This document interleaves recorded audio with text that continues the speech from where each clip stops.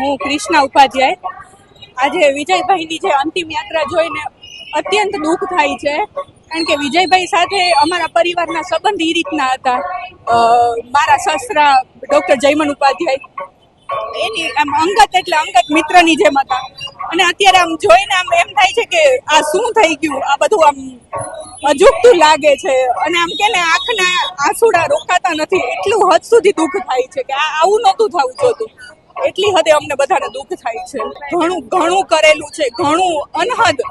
અને હજી ઈ જાતા તે મારા સસરા સાથે એમણે વાત કરેલી કે તમે તમારે જેટલું થાય એટલું વધારે બાળકો માટે કરજો.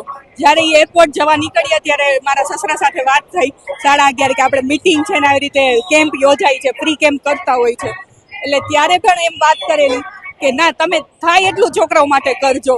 અને ઘણા બાળકો ત્યાં અત્યારે ડોક્ટર બન્યા, એન્જિનિયર બન્યા, અહીંથી જ ભણીને ખૂબ આગળ વધ્યા છે બધા બાળકો.